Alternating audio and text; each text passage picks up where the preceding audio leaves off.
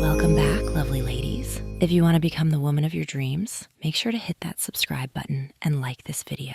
And join our Patreon for even more exclusive content. Now, let's dive into today's story.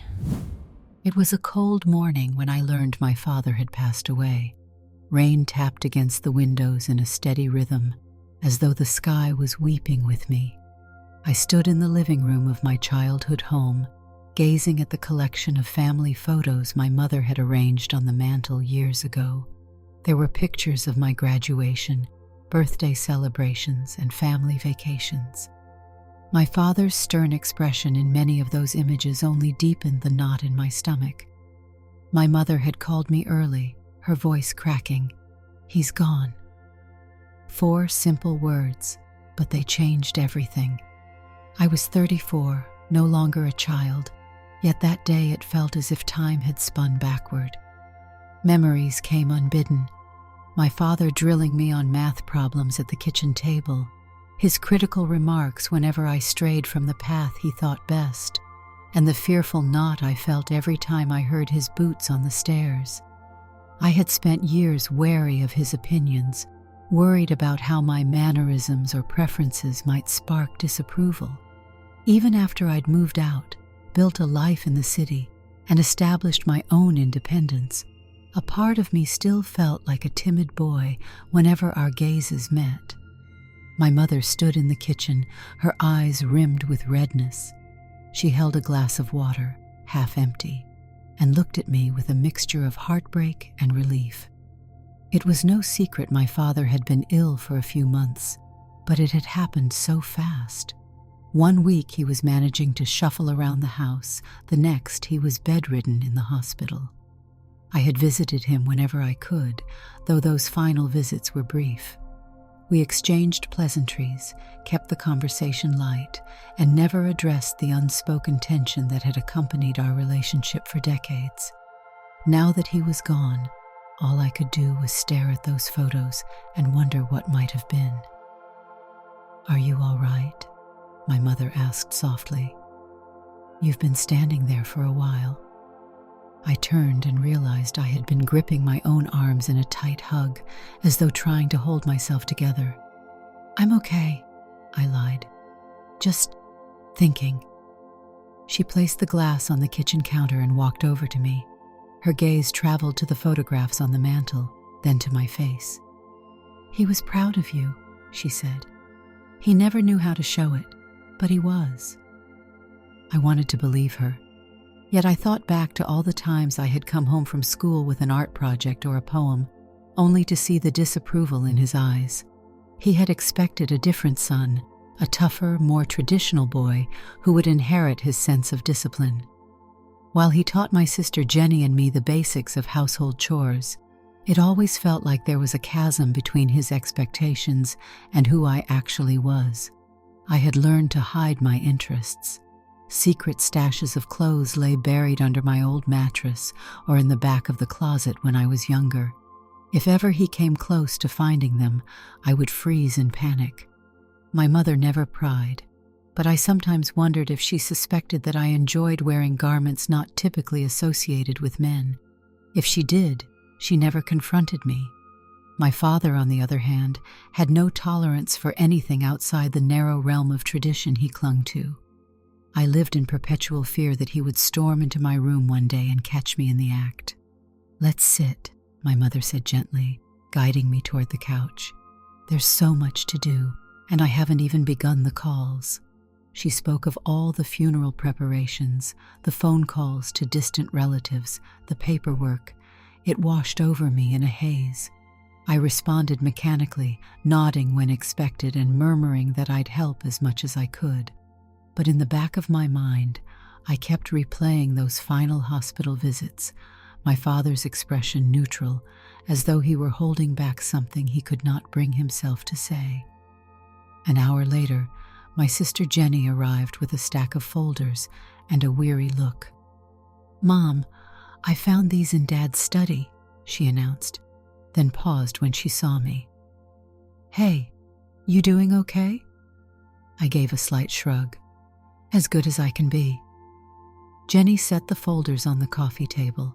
She was a couple of years younger than me, but she had always been the one more certain of herself, more open and communicative, especially with our parents. She had butted heads with Dad many times, but in a different way than I had. She was more direct, never afraid to challenge him. I mostly stayed quiet around him, trying to keep the peace. "These folders have all kinds of stuff," she said, flipping through the topmost one. "Insurance, old bills, letters. You know how Dad was about paperwork. He kept everything organized." My mother gave a small, sad smile. "He did love his filing system," she said. "If only he'd been half as organized in conversation." We all let out a small chuckle, though mine was tinged with grief. We sorted through the documents in silence. At one point, my sister picked up an envelope with my name scrawled on it in shaky handwriting. Her eyes flicked to mine. "I think this is for you," she said, offering it. I stared at the envelope. It was sealed, the flap pressed unevenly, as though done by someone with trembling hands. The pen strokes were unsteady, definitely my father's writing, but from a time when he was clearly weak. "Go on," Jenny urged gently. My heartbeat thudded in my ears. I glanced at my mother, who gave a quiet nod of encouragement. Slowly, I slipped my finger under the flap and tore it open. The letter was written on a single sheet of lined paper, shaky words covering the page in black ink. I took a slow breath and began reading. It started with a simple greeting, "My son," followed by a sentence that made my hands tremble. "I suspect you are different, and always have been." He went on to express regret for having been so rigid. In a halting way, he wrote of moments when he caught glimpses of something in me that I was trying to hide. He apologized for not letting me feel comfortable enough to be open with him. And at the end he said, "I love you no matter what." A tiny sob escaped me. My eyes were so blurred with tears that I had to blink rapidly to keep reading. Those words, "I love you no matter what," they were precious and painful at once, searing me with the realization that he knew. He had known all along I wasn't exactly the son he'd tried to mold. He had died regretting that he never broke down his own walls to tell me it was okay. All the dread and anxiety and the nights I had spent praying, he'd never discover my hidden clothes. He had known on some level, and he had not condemned me for it. Yet it was too late for us to speak face to face, to hear him say those words out loud. "What does it say?" Jenny asked softly, though her expression suggested she already understood the emotional weight of his message. I wiped my cheek and handed the letter to her, unsure if I could read it again without breaking down. My mother went to the kitchen for tissues, returning with a box that she placed beside me.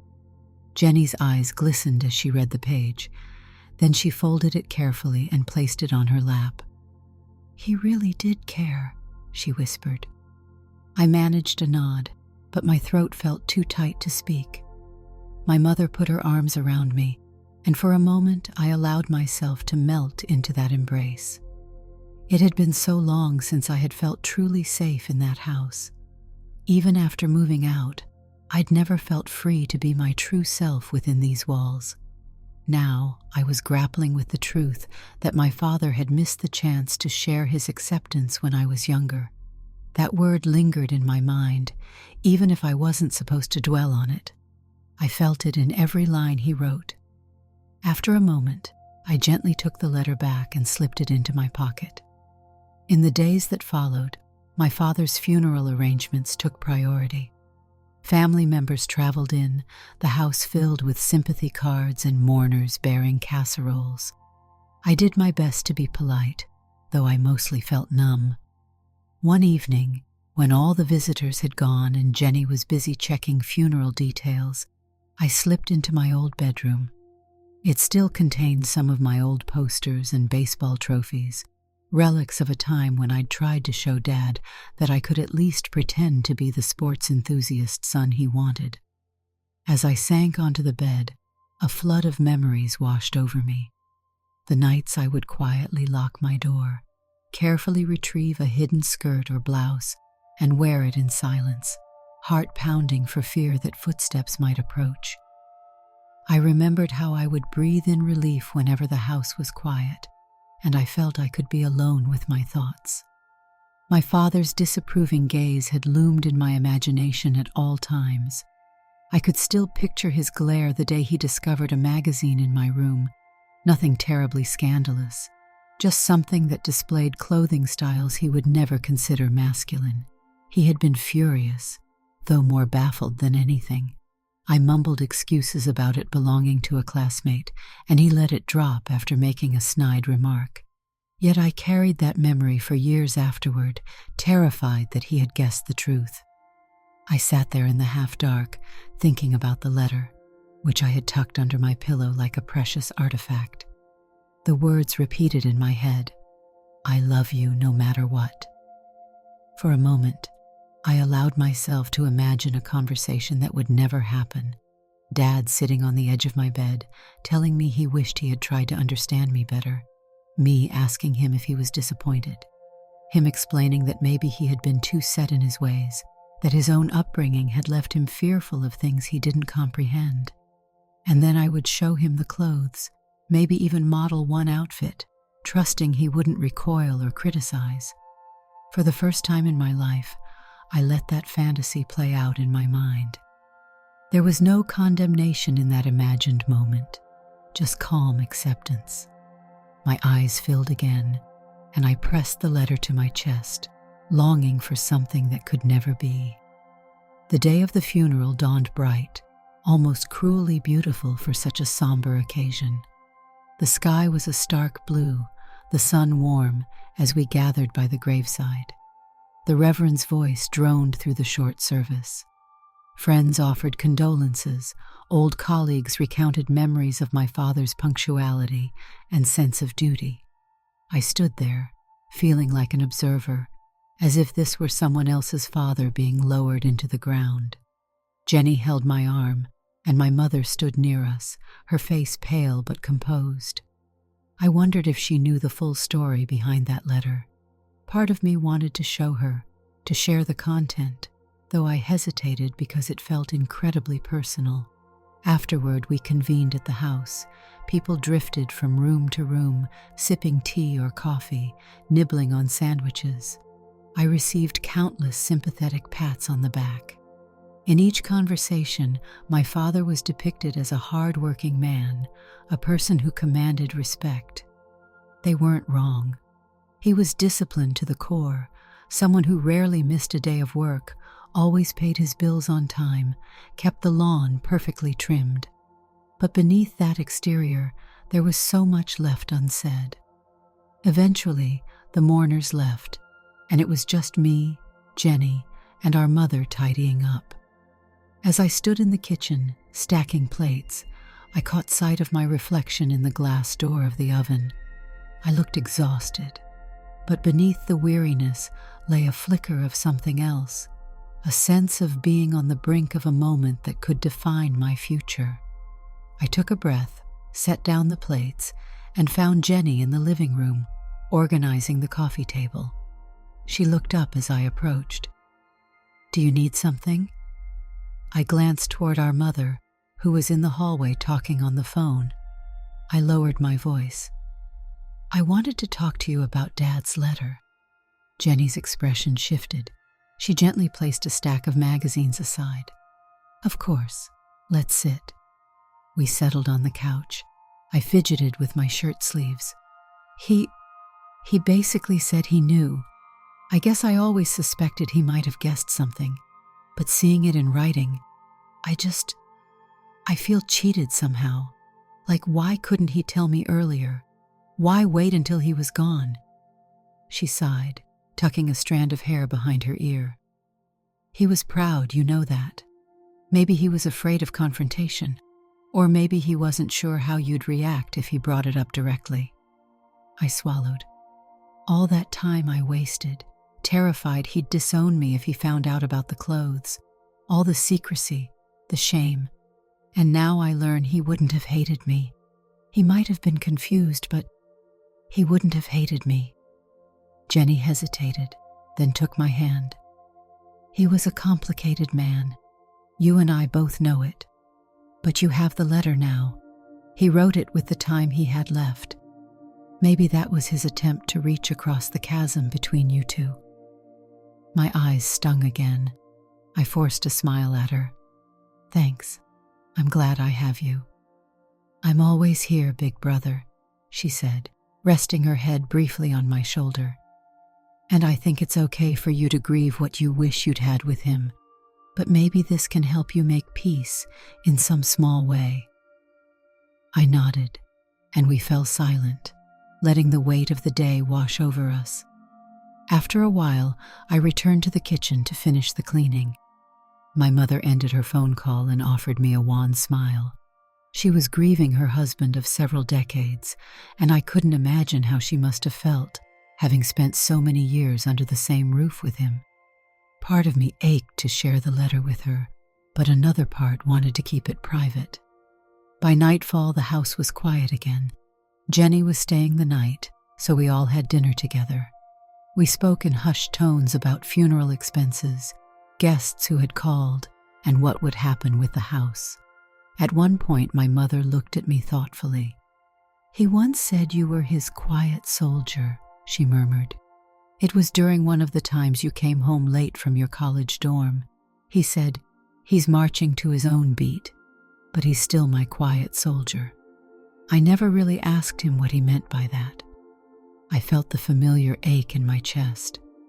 I guess that was his way of saying I did my own thing, while still being part of the family. She reached for my hand across the table. He wasn't perfect. We both know that. But he cared for you in the only way he knew how. I nodded, fighting back fresh tears. After dinner, I retreated to my childhood bedroom again, lying on the bed that seemed both too small and also strangely comforting. Around midnight, sleep still eluding me, I decided to walk around the neighborhood for a bit. It was a safe suburban area, the sidewalks lit by soft amber street lamps. The air was cool, and each step seemed to carry me further from the funeral day's heaviness. Eventually, I found myself on a cul-de-sac near an old playground. I remembered passing this spot often as a teenager when I needed to clear my head. I took a seat on a swing, the metal chains creaking as I shifted my weight. Under the moonlight, I thought about the father I had lost, and the father I might have known if only we'd had a real conversation. I considered the possibility that he wrote the letter because his time was running out, and regret had finally overwhelmed him. Perhaps that was his final gift to me, a confession of love. I began to cry again, feeling both heartbreak and a strange sense of warmth from his words. When I returned home, I slipped into bed and eventually drifted into a restless sleep. My dreams were a series of flashes, me as a young boy wearing a wig in secret, father's footsteps echoing in the hallway, the letter lying on the desk like a key to a locked door. I awoke before sunrise, unsettled, but with a resolve forming in my chest. I couldn't change the past. I couldn't erase the missed opportunities. But maybe, in my own life moving forward, I could let my father's final words be the permission I had always sought. In the days after the funeral, I stayed at the house to help my mother sort through Dad's belongings. We filled boxes with clothes to donate, old tools to store in the garage, and family heirlooms to keep. Each item carried a memory. My father's old hat, the reading glasses he hardly used, the watch he wore daily until his final weeks. I found an old journal of his, entries scribbled about mundane tasks, bills to pay, groceries to pick up, and occasionally a line about me or my sister.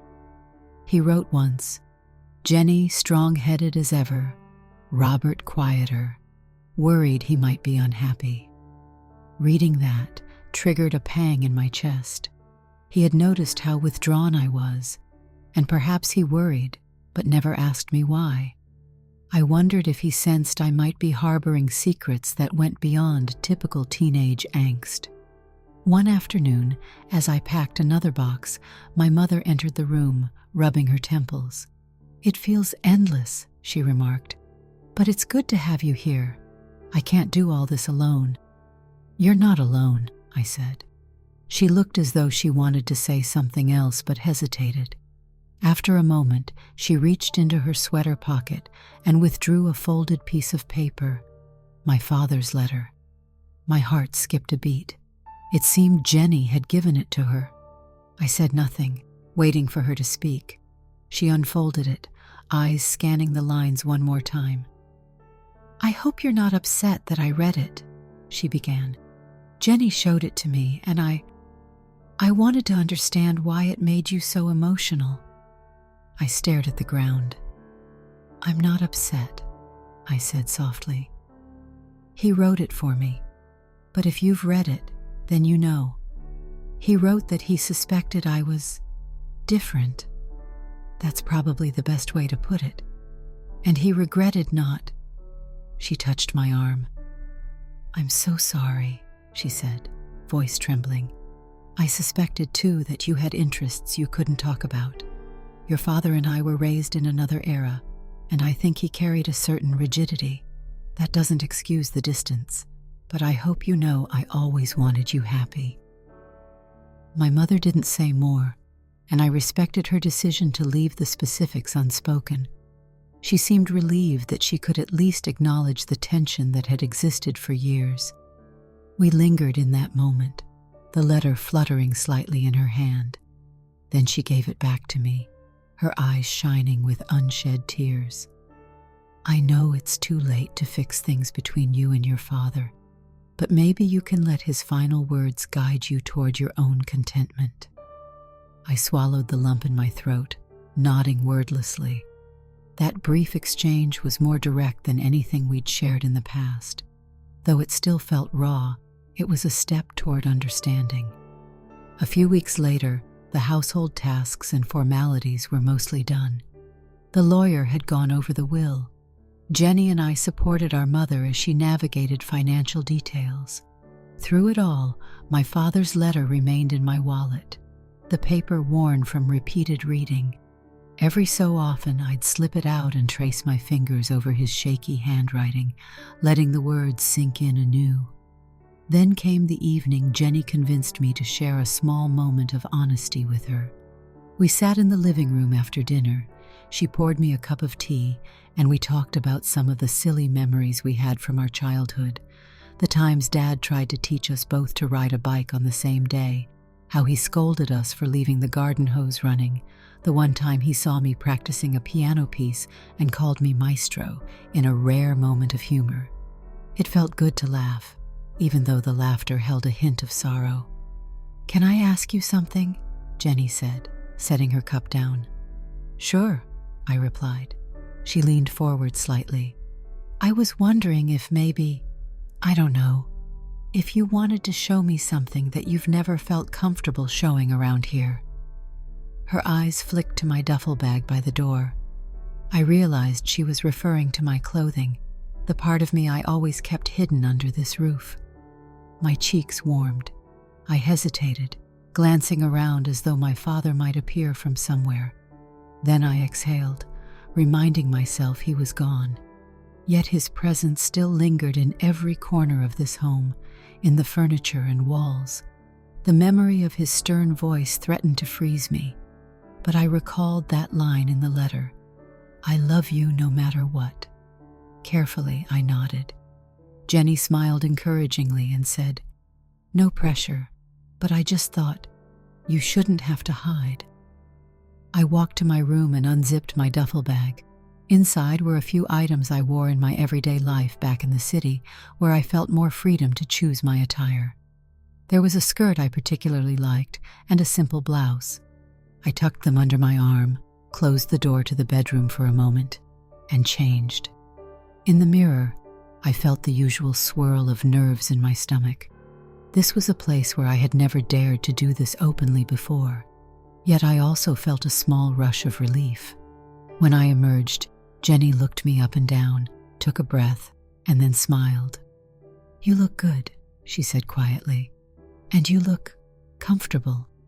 She chose her words carefully, avoiding anything that might reference the terms we often see in topics like this. But I got the sense she was proud I was letting down the guard that had ruled me for so long within these walls. I dared to sit next to her in the living room, even though an echo of fear fluttered inside me. "It's weird," I confessed. "He's gone, but I still feel like he might walk through that door any minute." She placed a reassuring hand on my shoulder. "He's not here to pass judgment. But if you read that letter again, he pretty much said he cared for you as you are. It might not erase the years you spent hiding, but maybe it can ease that fear a little." I nodded, biting my lip. "Thanks, Jenny." We spent the rest of the night talking, sharing stories about the times we clashed with Dad and the times he showed glimpses of warmth. That small act, me wearing the clothes I was comfortable in front of my sister, in this house, felt like the final piece of a puzzle I had long been too frightened to complete. A few days later, I returned to my own apartment in the city. The hustle and bustle of daily life took over, work deadlines, grocery shopping, the normalcy of home. But now there was a subtle shift. I no longer felt weighed down by the question of how my father would react if he discovered my preferences. I had the letter. It was not the perfect resolution, but it was something I clung to during those moments when regret and sorrow threatened to pull me under. Jenny and I spoke on the phone often. She updated me on how our mother was coping, some days better than others. I visited them on weekends. One Saturday evening, I was tidying my own closet at home when I found a shoebox filled with old journals and mementos. Tucked in there were the remnants of my teenage years, pictures of outfits I liked, a few scraps of fabric I had once used to experiment with different designs. The swirl of memory was overwhelming, but this time I didn't feel that crushing sense of guilt I once had. Instead, I felt a flicker of warmth, a reminder that the person I had always been was still here, and somehow I had received a quiet, final note of encouragement from my father, even if it was too late for a real conversation. In the months that followed, I slowly made peace with his passing. On the anniversary of his death, I visited his grave with Jenny. We stood side by side, the autumn wind tugging at our coats. I placed a small bouquet of wildflowers on the grass. Neither of us spoke for a while. We simply gazed at the headstone etched with his name and the years of his life. I wondered if he was looking down on us, if he could see me standing there without shame, if he knew how much his letter had affected me. Finally, Jenny cleared her throat. "Remember how he'd come outside to yell at us whenever we stayed out too late, but then he'd stand on the porch making sure we walked safely back inside?" A bittersweet smile curved my lips. "Yeah, he had that way of being protective and overbearing all at once." She placed a hand over mine. "I believe in his own way, he always wanted you to be safe. I guess he just didn't know how to talk to you about certain things." I thought of the final lines in his letter. "I love you no matter what." If only we'd had time for an actual heart-to-heart. If only I could have heard his voice say those words. Still, it was better than nothing. I took a deep breath, letting the cold air fill my lungs. "Thanks for being here, Jenny," I said. "I don't know how I'd get through this otherwise." "You don't have to do it alone," she reminded me. We lingered a bit longer before heading back to the car. As we pulled away from the cemetery, I felt a pang in my chest, but also a measure of calm. I couldn't rewrite our past, but I held on to what he had left me. An acknowledgement that he cared for me, words that might guide me in how I live going forward. That weekend, Jenny suggested we invite a few close friends over to the house for a casual gathering, partly to keep Mom's spirits up. I agreed. We spent the next day cooking simple comfort foods. Mom seemed hesitant about the idea at first, but once people started arriving, she appeared more relaxed. The living room filled with gentle laughter and conversation. Amid the chatter, one of Jenny's friends, Lauren, asked me how I was handling life after my father's passing. I was frank about the difficulty of losing a parent. We had a complicated relationship, I admitted, but I'm learning to move on. She nodded sympathetically, offering no judgments, which I appreciated. As the evening wore on, I felt a sense of belonging that I hadn't experienced often in that house. The memory of Dad's sternness felt overshadowed by the friendly warmth of the gathering. Later that night, after everyone left, my mother came to me with an old family photo album. "Take this," she said, pressing it into my hands. "I've got plenty of copies, and I think you'll want to keep these memories close. They might help you see the full picture of your life with your father, both the good and the bad." I spent a chunk of that night flipping through the album at the kitchen table while she washed a few stray dishes. There were photos of me as a toddler, Dad cradling me in his arms, pictures of me and Jenny blowing out birthday candles while Dad stood by, his face serious, yet proud. Even a holiday shot where he wore a slightly forced smile, as though uncomfortable posing, but wanting to be part of our celebration. I studied his expression, trying to see beneath the surface. Was he struggling with the knowledge that his son might not follow the path he expected? Or was he merely being his usual guarded self? When I looked up, my mother was quietly observing me. "Do you see him any differently now?" she asked. I thought carefully before responding. "I see him as a man who had his own fears and regrets, someone who might have done things differently if he'd known how." I closed the album and placed my hand on the cover. I wish we could have met halfway sooner, but at least he tried in the end. She nodded, drying a dish. "I think sometimes parents fear they'll fail their children if they don't stick to a certain standard. Then they realize too late that love matters more than anything." I listened to her words, letting them settle in.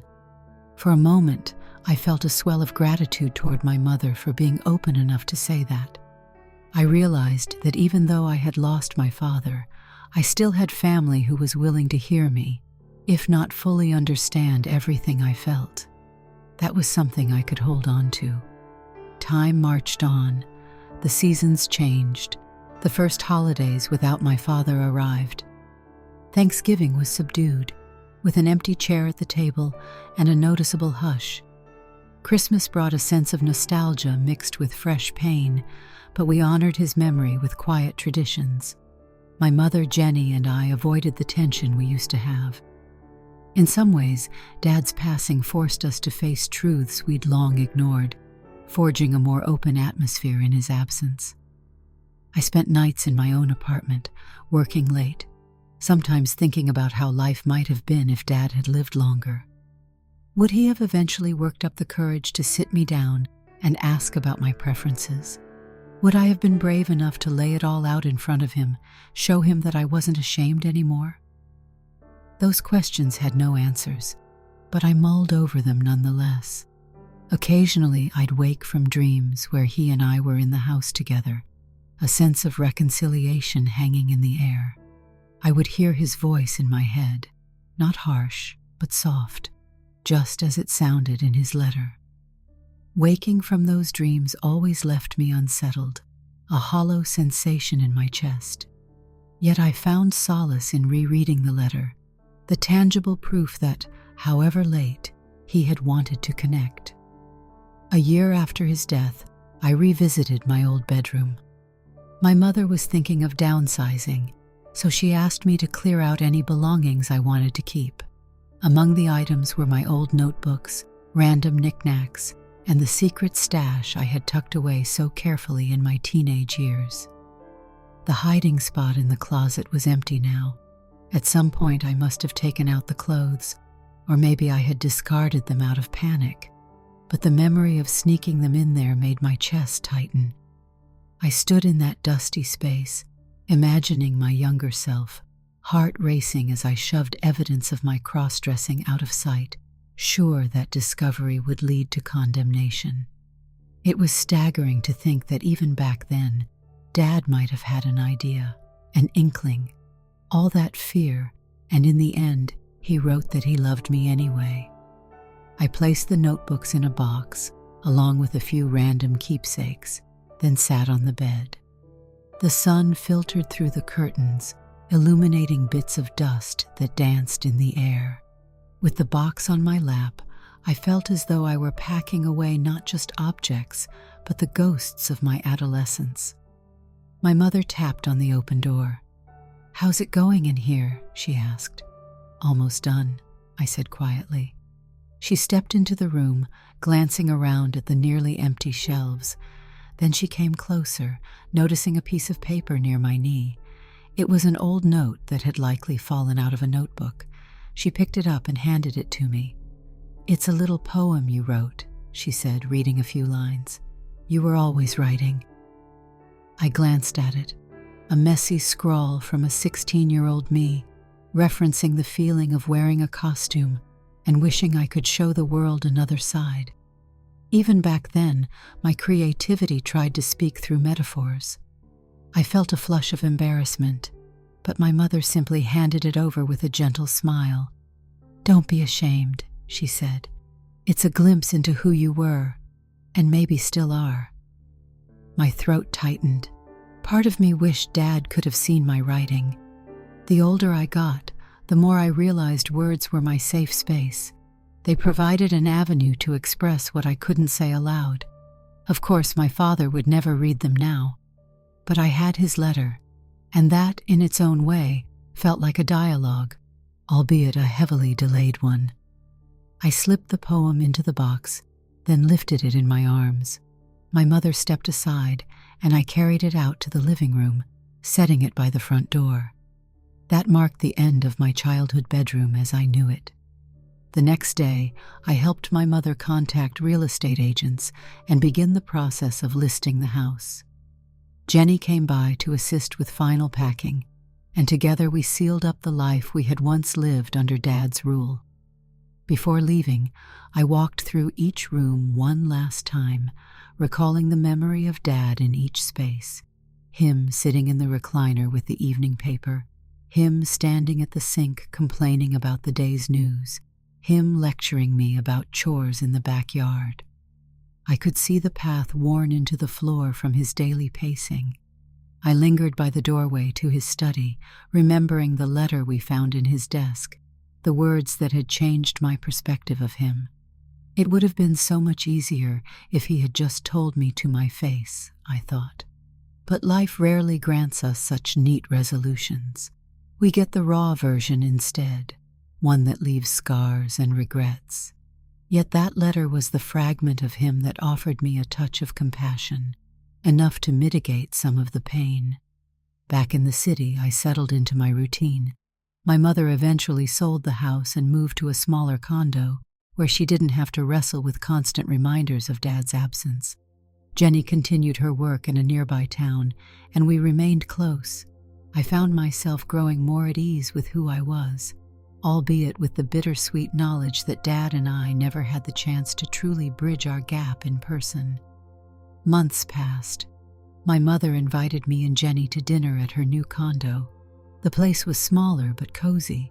She had arranged the furniture in a more modern style, far from the strict design Dad preferred. We enjoyed a simple meal, then chatted in the living room while gentle music played in the background. At some point, my mother excused herself and returned with a small wooden box. "I think you should have this," she said, offering it to me. I didn't want to throw it away. It's Dad's keepsake box. He kept things that were important to him in it. With trembling hands, I opened the box. Inside were a few trinkets, an old pocket watch from his grandfather, a photograph of him and my mother on their wedding day, and to my surprise, a small piece of fabric folded carefully.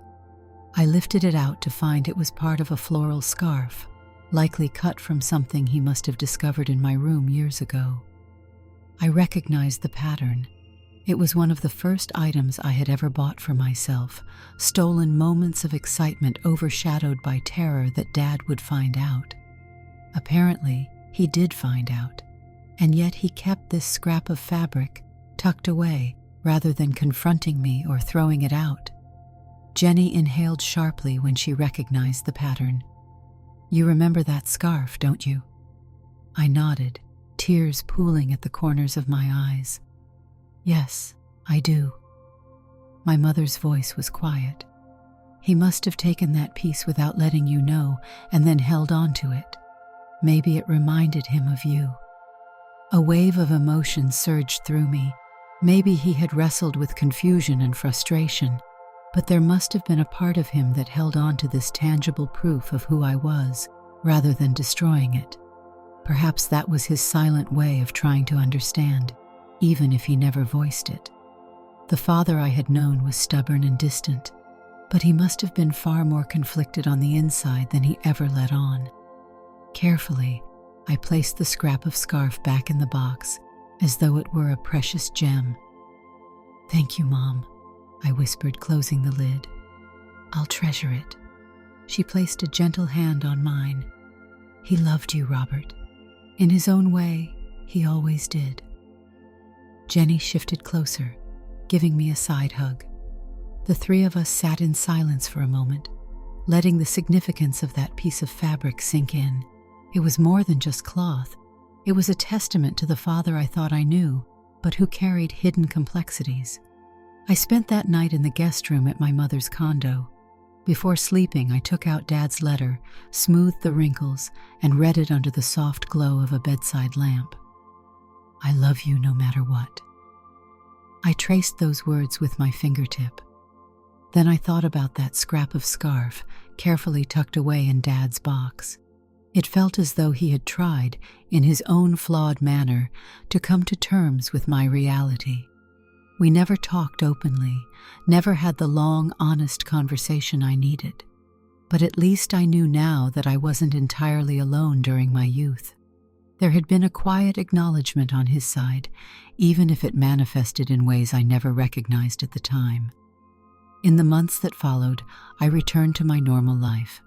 I went to work, spent time with friends, enjoyed my hobbies, and embraced my wardrobe choices without the old fear I'd carried since childhood. The shadow of my father's expectations was still there, but now it felt softened by his final message. Every so often I'd call my sister and ask how she was doing. We would reminisce about Dad, telling stories about how he taught her to drive, or how he scolded me for skipping a family dinner. Somehow these conversations felt less painful than before, as though the bitterness had been replaced by a gentler regret. We talked about the letter too, and how it impacted us both. "It's complicated," I'd say, and Jenny would agree. "But it's something," she'd add. One bright afternoon, as I strolled through the city park, a breeze stirred the treetops, and I paused by a bench to watch children playing on a nearby swing set. The sight of them laughing and running made me reflect on how I used to be, a kid with a secret, longing for acceptance I never quite dared to request. I took out the letter from my jacket pocket, carefully unfolding it. Even though I had practically memorized every word, I read it again, letting the lines pulse through me like a balm. My father's neat cursive, faltering toward the end, still carried a potency that made my heart clench. I murmured, under my breath, the words he wrote at the end. "I love you no matter what." In that moment, I allowed myself to say a quiet goodbye, not just to the father I lost, but to the guilt and shame that had haunted me for so many years. It wasn't a tidy ending. There were no fireworks, no dramatic epiphany, but there was a deep, abiding sense that I could finally breathe without carrying the invisible burden of his presumed rejection. The memory of his passing still hurt. The truth that he never spoke these words aloud to me still stung. And yet, his letter had been a small miracle in my eyes, a final act that hinted at a complicated love.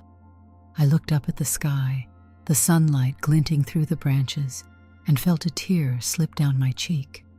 It was both sorrow and relief entwined. When I finally got home, I placed the letter in a small wooden frame. Not to hang on the wall, my life was not quite at a point where I wanted visitors to ask about it, but to keep by my desk, where I wrote and read. It was a reminder that while my father and I had a difficult dynamic, there was an undercurrent of love he wasn't able to voice until he knew his time was nearly done. In the years that followed, I recounted that story to very few. It was personal, something that contained both heartbreak and a hint of comfort. My mother remained a steady presence, and Jenny became someone I could truly confide in. She remained my pillar, reminding me that I never had to face the world alone. We visited Dad's grave on significant days, always placing flowers and taking a moment to reflect on who he was to each of us. The regrets never faded entirely, but neither did the legacy of that letter. Sometimes I'd wonder, if he had lived longer, would we have finally spoken openly about the clothes, my preferences, the tension that existed between us? Would he have allowed me to bring my wardrobe home and store it in my old closet without shame? Or would we have continued to skirt around the issue, too set in our patterns to break free? Those musings would occasionally haunt me, but I tried not to dwell on them too long. I had what I had, a father who waited until the final days of his life to reveal a love that transcended his reservations. What I carried forward was the knowledge that people can hold multiple truths at once. My father could be stern, distant, and unapproachable. Yet in his final written words, he showed an unexpected tenderness.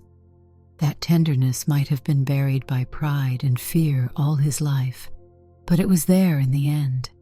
It helped me move through my grief, guiding me to release a little bit of the weight I'd been carrying since I was a kid. And so, as I continued down the path of my life, navigating career changes, relationships, and personal growth, I held on to the letter as proof that love can emerge in the unlikeliest ways. Even if it arrives too late to heal every wound, it can still soften the blow, offering a bittersweet comfort that lingers long after the pen has left the page. Though he and I never shared an open conversation about my cross-dressing, I discovered in that single sheet of lined paper the affirmation I had sought for so many years. In the end, his memory remained imperfect, shaped by missed chances and fleeting warmth. But that was real, that was raw, and maybe that was enough. I would sometimes picture him smiling at me from wherever he might be, no longer bound by the constraints of his old beliefs, free to see me in the light of who I truly was. I imagined him whispering those words again, "I love you no matter what." And in those moments, I felt the ache of lost time and the tenderness of knowing at least a fragment of acceptance, unspoken yet written, had finally reached me. Did you like the story? Hit that like button and tell me what you thought in the comments. Do you want to hear more stories? Subscribe and hit the bell. For exclusive content and early access, check out our Patreon. You can find the link in the description, or you can watch any of the videos shown on my right. Thank you for watching and see you in the next video.